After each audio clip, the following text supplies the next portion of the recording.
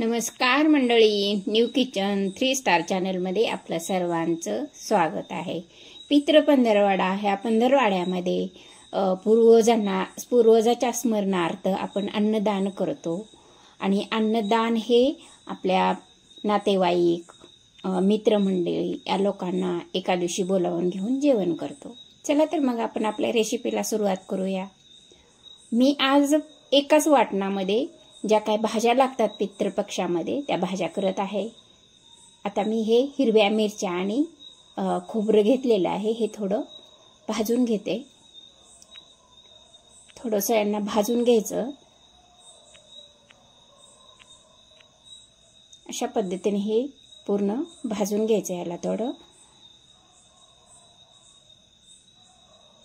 मिरची मधलं आणि खोबऱ्यामधलं जे काही मॉइश्चर आहे ते काढून टाकायचं। आता हे धने आणि जिरे त्याच्यामध्येच टाकून मी भाजते, कारण सुरुवातीलाच टाकलं असतं तर धन आणि जिरं थोडं जास्त करपलं असतं, त्यामुळे मी थोडं उशिरा टाकलेलं आहे। आता हे सगळं व्यवस्थितरित्या भाजून घ्यायचं। जास्त पण भाजायचं नाही, की थोडंसं त्याचं जे काही मॉइश्चर आहे ते काढून टाकायचं। बघा अशा पद्धतीने मी हे भाजून घेतलेलं आहे। आता हे मिक्सरच्या भांड्यामध्ये मी हे घालून घेते आणि ग्राइंड करून घेते।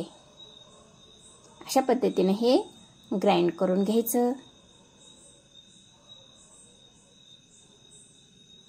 आता त्याच्यामध्ये थोडीशी कोथिंबीर पण टाकून घेऊ। हे सगळं आता आपण हे झाकण लावून आपण ग्राइंड करून घेऊ। बघा अशा पद्धतीने मी हे ग्राइंड करून घेतले नाही, आपल्याला पेस्ट करायची नाही, फक्त थोडंसं ओबड-धोबड अशा पद्धतीने हे करून घ्यायचं आहे, पेस्ट करून घ्यायची। आपली हे मटेरियल आपल्याला तयार करून घ्यायचं आहे। चला मग आपण आता गॅसवर एक कढई ठेवू आणि आपल्या भाज्यांना सुरुवात करू। 2 टेबलस्पून मी तेल ओतून घेतलेलं आहे। गॅसवर कढई ठेवली आणि त्यामध्ये 2 चमचे तेल ओतून घेतलं। त्याच्यामध्ये जिरे टाकले, मोहरी टाकली, ते व्यवस्थित तडतडू दिलं आणि त्याच्यामध्ये आपण जे केलेलं जे काही साहित्य होतं, मटेरियल होतं, ते मी याच्यामध्ये घालून घेतलेलं आहे। अशा पद्धतीने हे व्यवस्थितरित्या बारीक आचेवर हे आपण हे करून घ्यायचं आणि त्याच्यामध्ये ही गवारची भाजी टाकून घेतलेली आहे।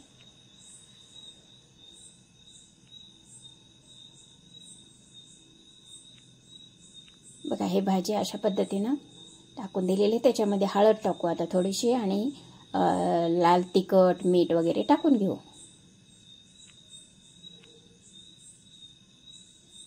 अशा पद्धतीने हे सगळं साहित्य मी ह्याच्यामध्ये घातलेलं आहे। थोडासा काळा मसाला पण टाकला मी त्याच्यामध्ये आणि हे सगळं मिक्स करून घेऊ। बघा कलरचे किती छान आले आपल्या गवारच्या भाजीला, हिरवीगार राहिली भाजी, काही अशी वेगळा कलर झाला नाही त्याचा। त्याच्यामध्ये थोडं मीठ पण टाकून घेतलं। आता हे सगळं मिक्स करून घ्यायचं। बघा अशा पद्धतीने झालेले आहे आणि आता आपण हे काढून घेऊ। चला आता दुसरी लगेच भाजी त्याच कढईमध्ये मी दुसरी पण भाजी करून घेत आहे। त्याच्यामध्ये 2 चमचे तेल ओतून घेतलं। अशा पद्धतीने हे तेल ओतून घेतलेलं आहे। तेल आता बऱ्यापैकी गरम झालेलं आहे आणि आता त्याच्यामध्ये मोहरी टाकली, जिरे टाकले आणि आता मी हे आपण केलेलं जे काही वाटण होतं ते वाटण मी ह्याच्यामध्ये घालून घेते। अशा पद्धतीने हे वाटण ह्याच्यामध्ये घातलेलं आहे। त्याला पण थोडंसं हलवून घेऊ, मिक्स करून घेऊ सगळं। हे सगळं मिक्स करून घ्यायचं आणि त्याच्यामध्ये ही पडवळाची भाजी मी ह्याच्यामध्ये टाकत आहे।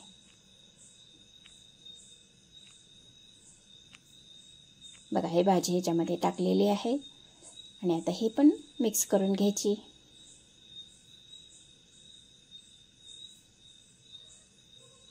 भाज्यांना कलर मात्र छान आलेला आहे, अशा निस्तेज झाल्या नाहीत, हिरव्यागार दिसत आहेत भाज्या। मीठ टाकून घेतलं। आता त्याच्यामध्ये थोडीशी हळद आणि लाल तिखट पण टाकून घेऊ। काळा मसाला टाकला मी त्याच्यामध्ये आणि थोडंसं लाल तिखट टाकलं। अशा पद्धतीने हे सगळं साहित्य टाकलेलं आहे। आता त्याला मिक्स करून घेऊ.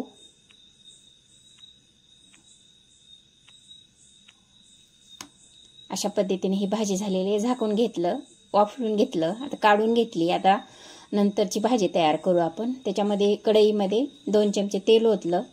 तेल गरम झालेलं आहे. आता त्याच्यामध्ये जिरे आणि मोहरी टाकून घेतली. तडतड झाल्यावर त्याच्यामध्ये मसाला पण टाकून घेतला. त्याला थोडंसं हलवून घेतलं, मिक्स करून घेतलं सगळं. आणि आता त्याच्यामध्ये मी मिक्स करून घेतलं आणि त्याच्यामध्ये मी ही भेंडीची भाजी टाकून घेतली.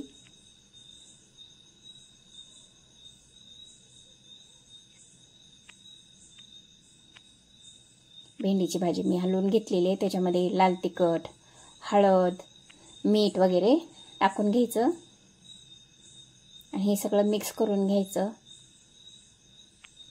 अशा पद्धतीने हे सगळं मिक्स करून घेतलेलं आहे.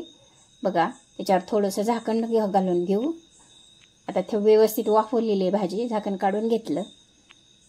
बघा, कलर चेंज झाला भाजीचा. आता हे पण काढून घेऊ. परत कढई ठेवली. कढईमध्ये 2 चमचे तेल ओतून घेतलं. तेल बऱ्यापैकी तापलेलं आहे. आता गरम झालेलं तेल. आता मी त्याच्यामध्ये जिरे मोहरी टाकून घेतली आणि हा मसाला पण टाकून घेतला.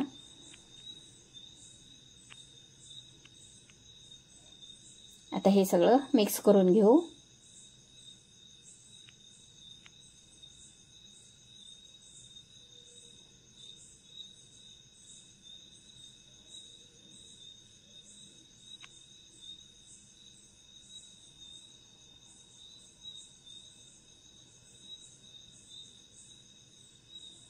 हे सगळं मिक्स करून घेतलेलं आहे. आता त्याच्यामध्ये मी ही मेथीची भाजी टाकून घेतली.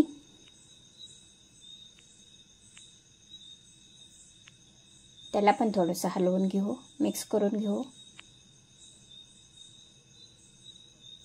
मी काही नाही, कूट वगैरे काही टाकलेलं नाही. फक्त मी ते जे काय मटेरियल तयार करून ठेवलं होतं, खोबरं, हिरवी मिरची आणि धने आणि जिरे, याचे जे मटेरियल करून ठेवलं होतं तेच मी याच्यामध्ये टाकलेलं आहे. सगळ्या भाज्यामध्ये एकाच वाटणामध्ये सगळ्या भाज्या केलेल्या आहेत. अशा पद्धतीने ही पण भाजी शिजलेली आहे. आता त्याच्यामध्ये लाल तिखट टाकलं. बघा, लाल तिखट टाकून मी मिक्स करून घेतले.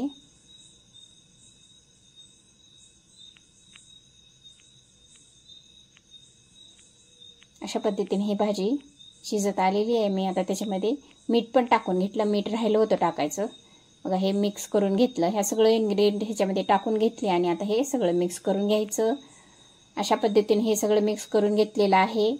बघा, मी त्याच्यामध्ये हळद टाकलेली नाही, कारण हळद टाकली की भाजीचा रंग थोडा कलर थोडासा डार्क असा फिक्का होतो, हिरवा राहत नाही. त्यामुळे मी त्याच्यामध्ये हळद टाकलेली नाही. त्याच्यामध्ये खोबऱ्याचा किस टाकला. आमच्याकडे खोबऱ्याचा किस आवडतो भाजीमध्ये, त्यामुळे मी खोबऱ्याचा किस थोडा टाकून घेतलेला आहे. बघा, भाजी शिजलेली आहे व्यवस्थितरित्या. आता ही भाजी मी आता काढून घेते. आता ही भाजी मी काढून घेत आहे. कढई ठेवली. कढईमध्ये 2 चमचे तेल ओतून घेतलं.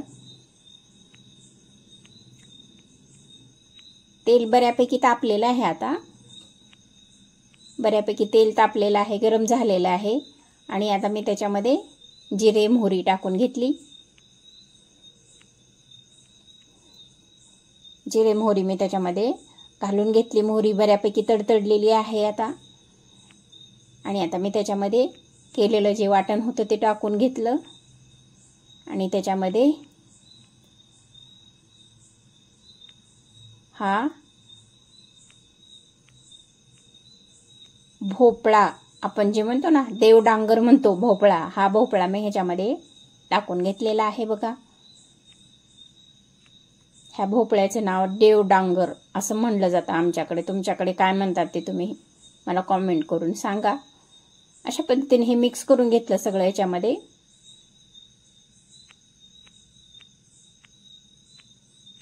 आता ह्याच्यामध्ये आपल्याला लाल तिखट टाकायचं, काळा मसाला टाकायचा थोडा, आणि त्याच्यामध्ये हळद टाकायची, मीठ टाकायचं. हा गूळ टाकलेला आहे मी थोडा त्याच्यामध्ये. आता हे सगळं मिक्स करून घ्यायचं.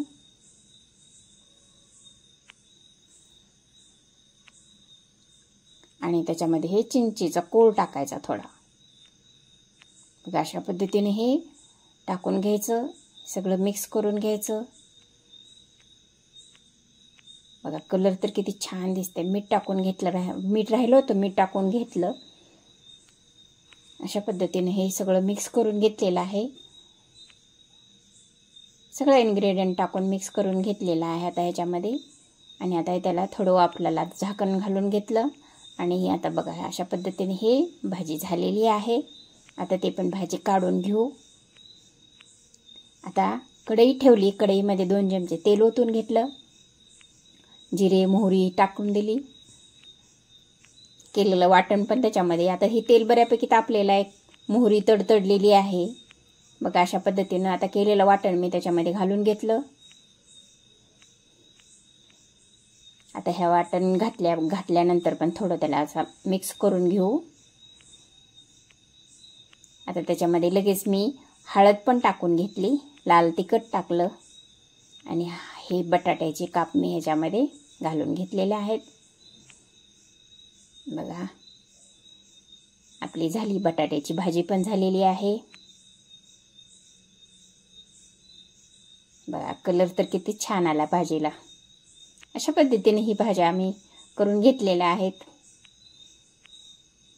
आता त्याच्यामध्ये मीठ टाकते, थोडी हळद टाकली, आणि हळद टाकलेली सुरुवातीलाच टाकली होती ना हळद आपण.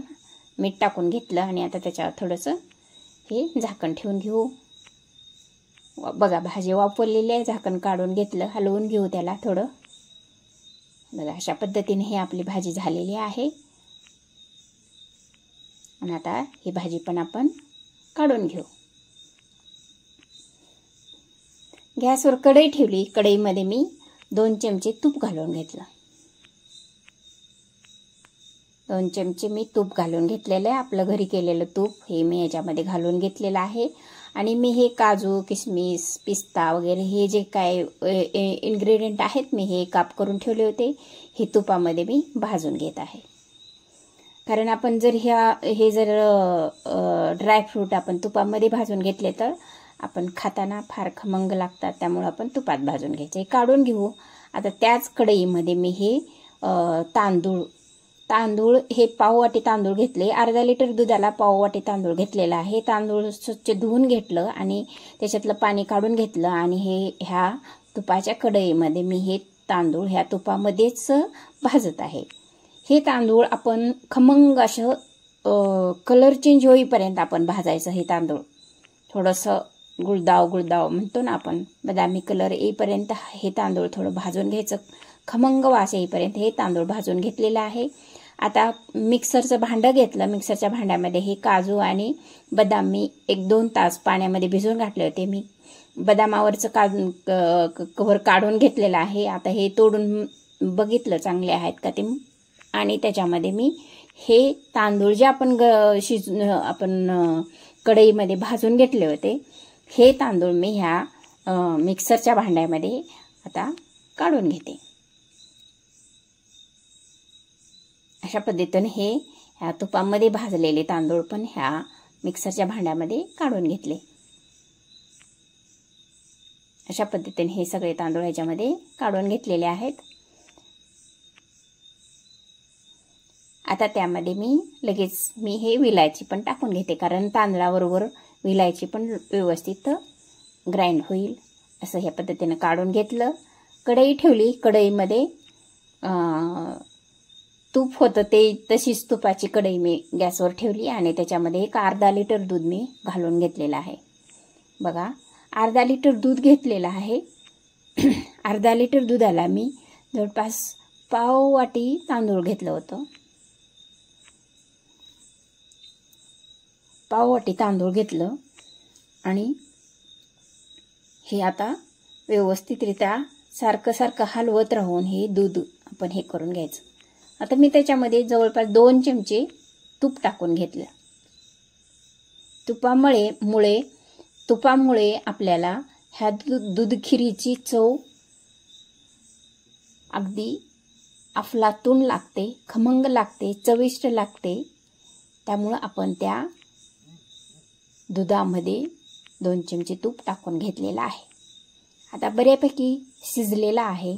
आपण सारखं हलवत आहोत, कारण खाली चिटकलं तर ते करपण्याची शक्यता असते, म्हणून आपण सारखं हे हलवतं. हे केसरचं दूध मी 1-2 तास भिजू घालून ठेवले होते, केसरच्या काड्या. हे केसरचं दूध पण ह्याच्यामध्ये मी घालून घेतलेलं आहे. आणि आता हे आपण जे तांदूळ, बदाम याचं जे ग्राइंड करून घेतलं होतं, हे पण ह्याच्यामध्ये आपण घालून घेऊ.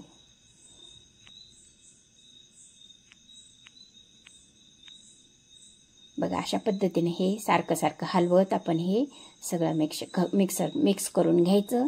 आणि आपण हे जे तांदळाचं जे ग्राइंड करून ठेवलेलं होतं ते घातल्यानंतर आपण सारखं हलवायचं, कारण जर आपण नाही हलवलं तर त्या तांदळाच्या गुठळ्या होण्याची शक्यता असते.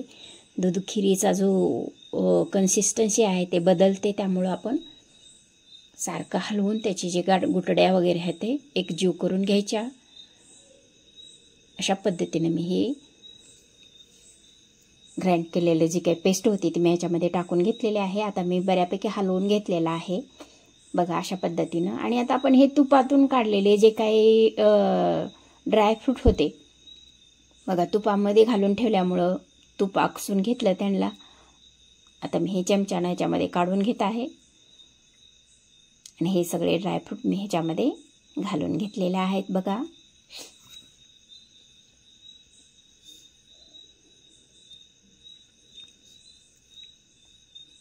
ह्याच्यामध्ये बदाम टाकलेले आहे, काजू चारोळे टाकलेले आहेत, पिस्ता टाकलेला आहे, बदाम टाकलेला आहे. हे सगळं याच्यामध्ये मिक्स करून घेतलेलं आहे मी आता. बघा, अशा पद्धतीनं.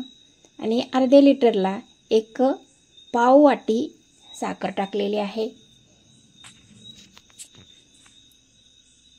कारण जास्त जर साखर टाकली तर आमच्याकडे कोणी जास्त साखर गोड खात नाही, त्यामुळं मला हे पाव वाटी साखर घालावी लागली. तुम्हाला जर जास्त हवी असेल तर तुमच्या ह्याच्यानुसार घालू शकता. अशा पद्धतीने हे आपली दूध खीर पण झालेली आहे. बघा,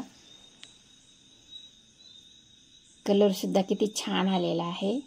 आणि कन्सिस्टन्सी इतकी छान झाली होती ना ह्याच्यामध्ये. साखर घातल्यामुळे थोडं पातळ होतं, पण ते आपण ठेवलं पाहिजे. लाईक करा, शेअर करा, कॉमेंट करा, सबस्क्राईब करा. बघा, अशा पद्धतीने ही खीर झालेली आहे. बेल आयकॉनला क्लिक करून केल्यानंतर तुम्हाला माझे व्हिडिओ पाहता येतील. नोटिफिकेशन तुमच्या मोबाईलवर येईल आणि माझे व्हिडिओ तुम्हाला व्यवस्थितरित्या पाहता येतील. लाईक करा, शेअर करा, सबस्क्राईब करा. Thanks for watching.